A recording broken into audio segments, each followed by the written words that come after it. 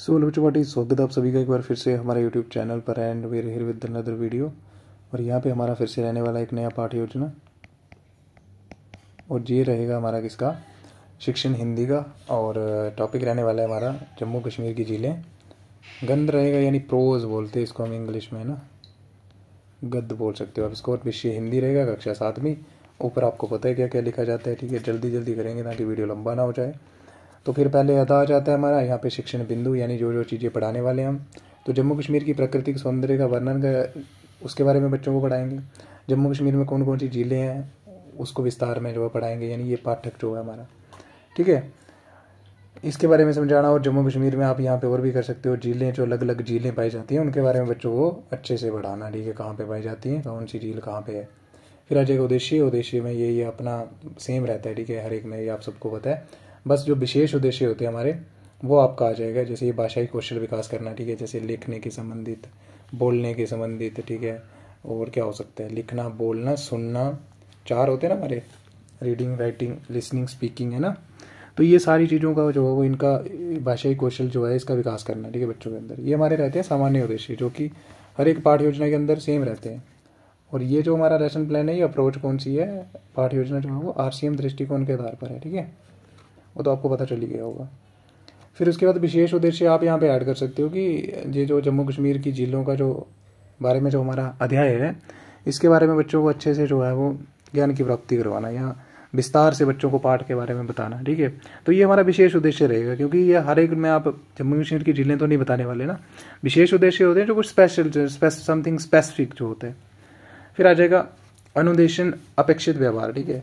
तो छात्र जम्मू कश्मीर की झीलों के बारे में जो है वो विस्तार से जानते होंगे, मतलब आफ्टर दैट जब हम कंप्लीट कर देंगे, यानी पाठ योजना अच्छे से बच्चों को पढ़ा देंगे, तो उसके बाद बच्चे क्या करने के योग्य हो जाएंगे। तो एक टाइप का हो गया अपेक्षित, यानी आउटकम क्या होगा उनका, एक्सपेक्टेड, आशा कर सकते हैं हम, अपेक्षित क्या आउटकम रह सकती है, ठीक है। तो छात्रों में जम्मू कश्मीर की जो प्रकृति के सौंदर्य संबंधित पूर्ण जानकारी हो जाएगी, यानी जब हम ये पढ़ा देंगे। फिर सहायक शिक्षण सामग्री, तो इसको भी अपन 2 में कर सकते हैं। पहला तो हमारा सामान्य रहेगा, ठीक है।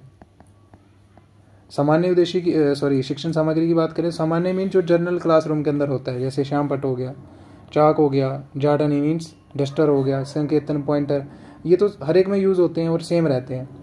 लेकिन ये जो पाठ से संबंधित चित्र या फिर चार्ट जो होता है हमारा, ये अब हमारा क्या है, विशेष है, क्योंकि ये पर्टिकुलर होगा, जम्मू कश्मीर के बारे में बता रहा हूँ, उसमें झीलों के पिक्स लगी होंगी, चित्र लगे होंगे। तो ये आप ऐसे कर सकते हो, सामान्य शिक्षण सामग्री और विशेष सामग्री, ठीक है, ऐसे करके डिवाइड कर सकते हो। फिर आ जाएगा प्रक्रिया, और ये अभी प्रेरणा आप सबको पता है, मोटिवेशन करेगा बच्चे को। मोटिवेशन किस लिए होता है कि बच्चे की जो रुचि है उसको पैदा करना, दूसरा उसका जो पूर्व ज्ञान है उसको कनेक्ट करना या उसके बारे में पता करना, ये भी अपना हो जाएगा। तो हम किस केंद्र शासित प्रदेश में रहते हैं, बच्चे बोलेंगे जम्मू कश्मीर में रहते हैं हम। जम्मू कश्मीर किस लिए फेमस है, यानी प्रसिद्ध है, तो प्राकृतिक सौंदर्य के लिए फेमस है, या फिर हाँ टूरिस्ट डेस्टिनेशन के लिए। फिर जम्मू कश्मीर में कुछ पर्यटन स्थलों के नाम बताओ, तो बच्चे बोलेंगे ये, ठीक है। फिर आप इसी प्रकार से जब ये बच्चे बोल देंगे ना, डल, बुल्लर झील, है ना, बुल्लर झील, सॉरी मानसर हो गया, तो आप कोई एक प्रश्न और ऐड कर लो उसमें, आप लास्ट वाला जिसको आप बोलते हैं प्रॉब्लमेटिक प्रश्न बोलते हैं ना, आपने सुना होगा, वो आप ऐड कर सकते हो यहाँ पे।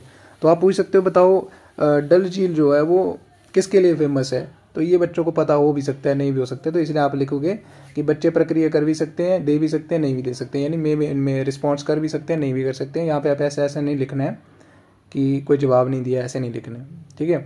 आप सिंपली लिखोगे प्रक्रिया कर भी सकते हैं, दे भी सकते हैं, नहीं भी दे सकते हैं, यानी रिस्पॉन्स कर भी सकते हैं।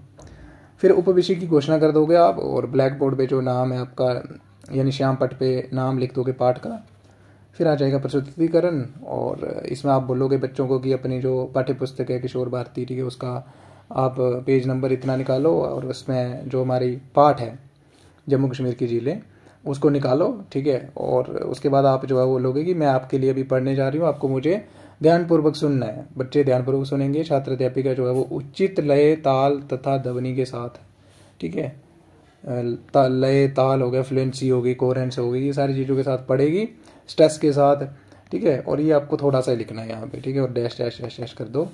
फिर आप बच्चों को बोलोगे व्यक्तिगत वाचन जो है इसमें होता है कि आप बच्चों को बोलोगे कि अभी एक एक करके आप पढ़ोगे, ठीक है, और बच्चे जो है वो एक एक करके पढ़ेंगे, वाचन करेंगे, और दूसरे छात्र जो है वो ध्यान से सुनेंगे, छात्र अध्यापिका भी ध्यान से सुनेगी कि कहाँ पे गलतियाँ कर रहे हैं, कहाँ पे नहीं। ठीक है, बच्चे जो है वो आदर्श वाचन व्यक्तिगत वाचन करते समय प्रॉपर जो ध्वनि होगी, यानी बोलने का जो तरीका होगा प्रॉपर लय के साथ, यानी एकदम स्पष्ट यानी शुद्ध लय के साथ, ये सारी चीज़ें जो है वो वाचन करेंगे। फिर श्याम पटकारे आ जाएगा, जिसमें ब्लैक बोर्ड पे आप जो है उनको नए शब्द यानी कठिन शब्द के अर्थ मीनिंग जो है वो समझाओगे। तो आप इसमें चित्र यूज़ कर सकते हो, ठीक है, बच्चों को इसके मीनिंग बताने के लिए। बच्चों को चित्र पे दिखा दो कि ये चित्र क्या दिखा रहा है, तो उससे आप जो है वो रिलेट कर सकते हो। फिर आ जाएगा मौन वाचन करने को, ये तो सेम रहता है। समापन आ जाएगा कि आज हमने ये पढ़ा, जो जो पढ़ा इसको आप लंबा भी लिख सकते हो थोड़ा सा, ठीक है, बच्चों के बारे में थोड़ा आप डिटेल में जो है, मतलब एक टाइप का अपना होता है समराइजेशन, यानी जिसको सारांश बोलते हैं अपन। पर्दा, ठीक है, वास्तविक व्यवहार में परिवर्तन या परिणाम भी बोल सकते हो आप। तो आप बच्चों को जो भी उन्होंने सीखा उसका निरीक्षण करने के लिए आप बच्चों से कुछ प्रश्न पूछ सकते हो यहाँ पे, ठीक है, या फिर आप जो है वो रिक्त स्थान भरने को पूछ सकते हो। ये बाकी आपसे बुक से आया हुआ है। और गृह कार्य लास्ट होता है हमारा, तो आपको कोई एक पौराणिक कथा लिखनी है मानसा झील के रिलेटेड, ठीक है, से संबंधित। तो इसी के साथ हो जाता है हमारा लेसन प्लान एक और कंप्लीट। सो अगर वीडियो आपके लिए हेल्पफुल रही है तो आपको चैनल को कर देना है सब्सक्राइब, वीडियो कर देना है लाइक, ताकि आपकी तक आसानी से वीडियो जो है वो आने वाले टाइम में पहुंच जाए। So bye bye, have a good day.